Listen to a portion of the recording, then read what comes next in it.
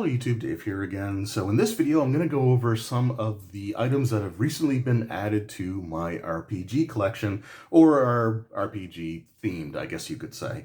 So most of these were products that were sent to me for making review videos on. It may be a little bit before I can get through all of them. I still have a little bit of a backlog from some other stuff that was sent to me not too long ago. But something that I'm hoping will make it a little easier on me to try to read through some of these products is the fact that I am actually going to be getting glasses. I went for my first eye exam ever, and they basically prescribed something that will help with eye strain and with headaches and stuff that I've gotten trying to read through. Trying to read through some of the stuff. So I should be getting those in the next couple of weeks, hopefully. I'm really looking forward to it. I think it's going to help quite a bit. But I still at least want to show the stuff that was sent to me so I can have a record of it, and at least I can sort of raise awareness of the fact that these products are out there and they are available either at the time that I'm recording this, or they will be available very, very soon if they're not currently actually out on store shelves at the time that this video goes up. But before I get into the stuff that was sent to me, I did pick a few things up myself. The first thing that I picked up is this print-on-demand version of the Dungeon Module Q1, Queen of the Demon Web Pits. So this was a series of adventures that I've always wanted for AD&D, going with the Against the Giant series, with G1, 2, and 3.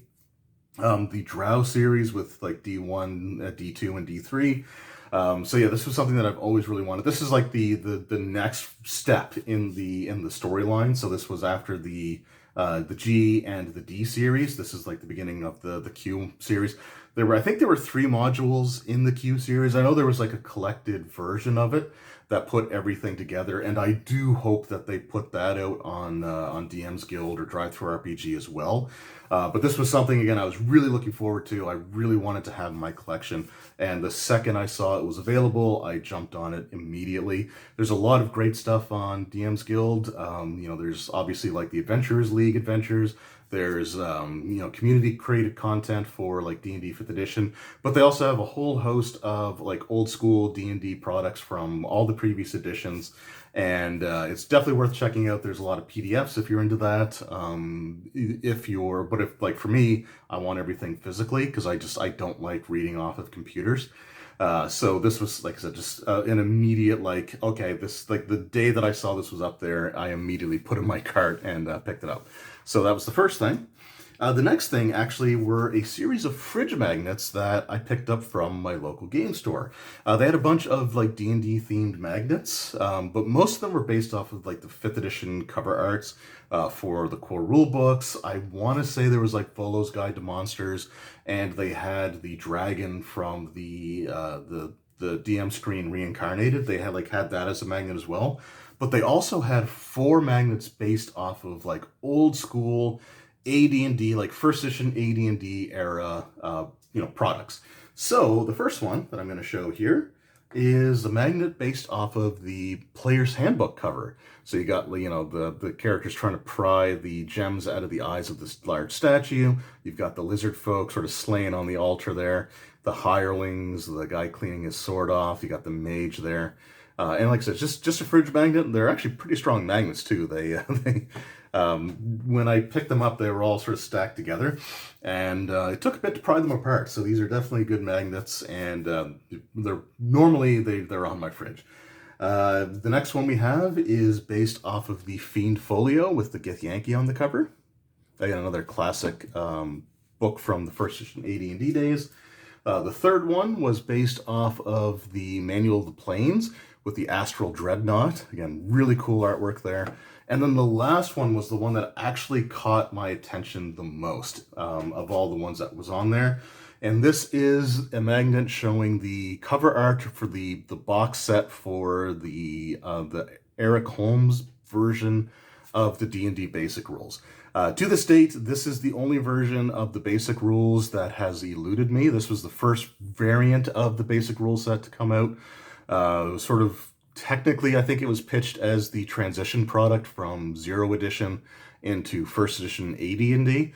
But yeah, just the really cool. I love the cover, like the box cover that they have on that product.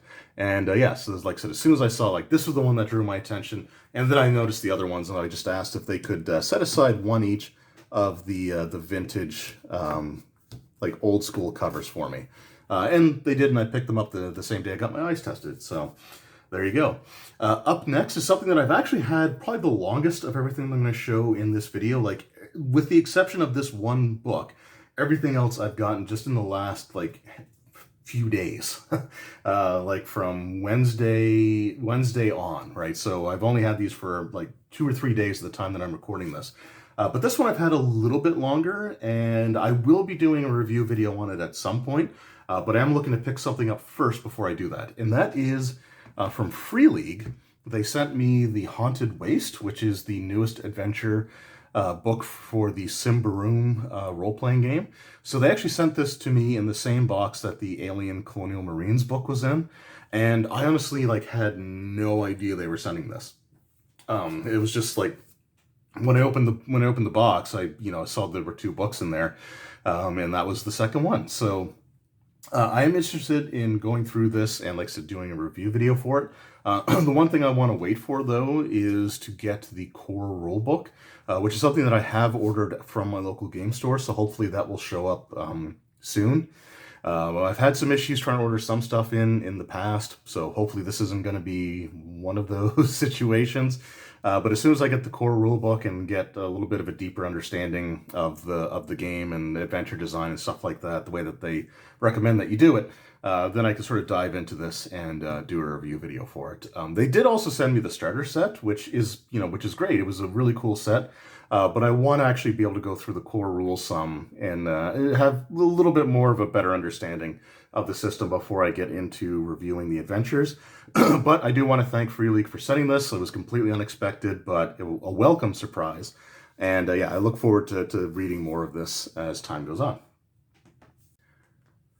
Up next, we got some things sent to me by Paizo, and again, just some really awesome products here. The first things that I want to show are some accessories.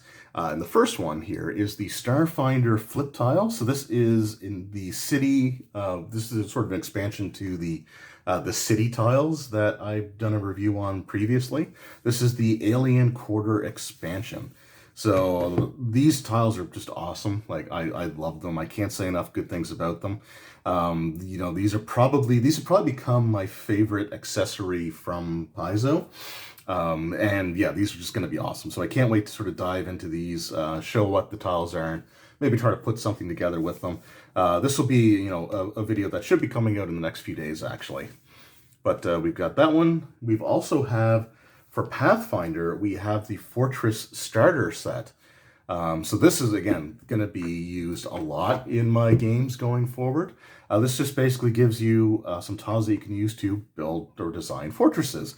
So you can sort of put them together. The outside borders looks like the outside walls will actually have some like grassy areas, which is, again, great.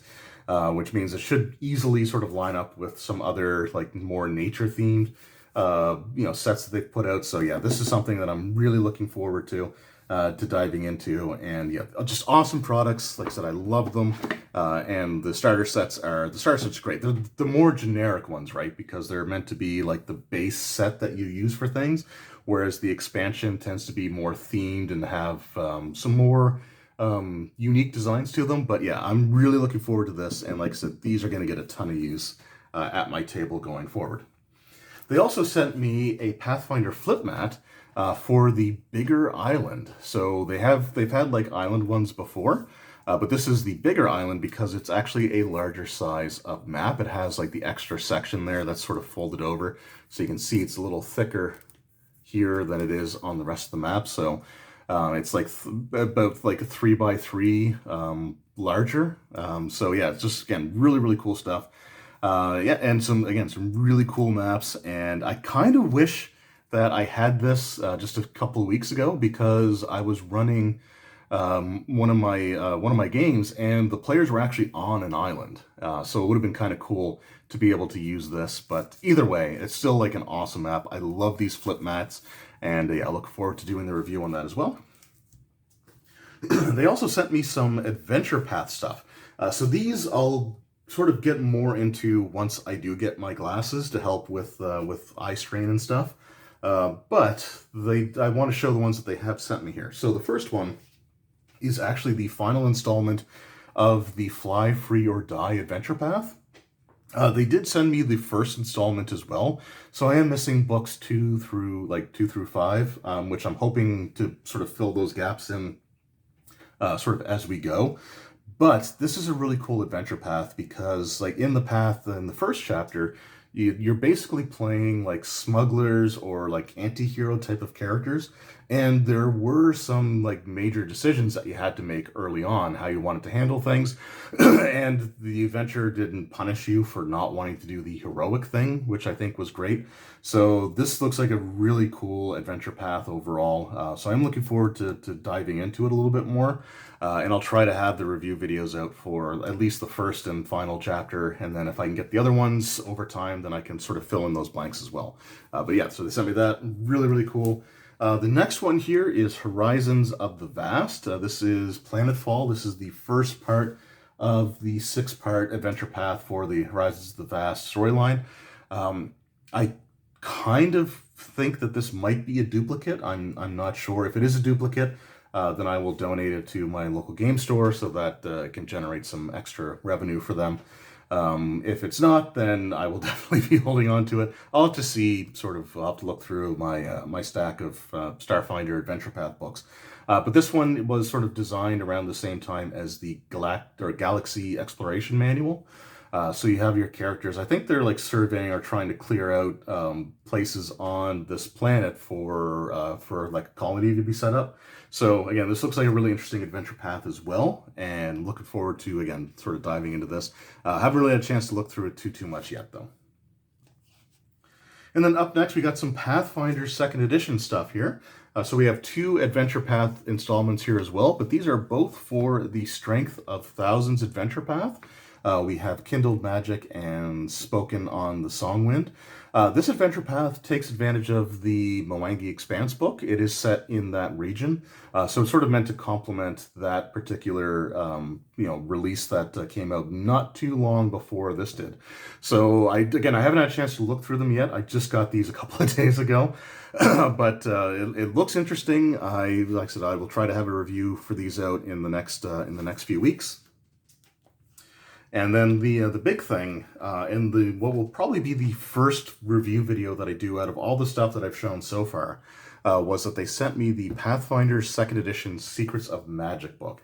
Now this book is fantastic. I haven't read through it all yet, but it is a really, really cool book. I love the layout. I love the design. It's, it looks different from the other Pathfinder 2nd Edition books. It kind of almost reminds me of like Pathfinder 1E, the way that they had like just the solid color spines.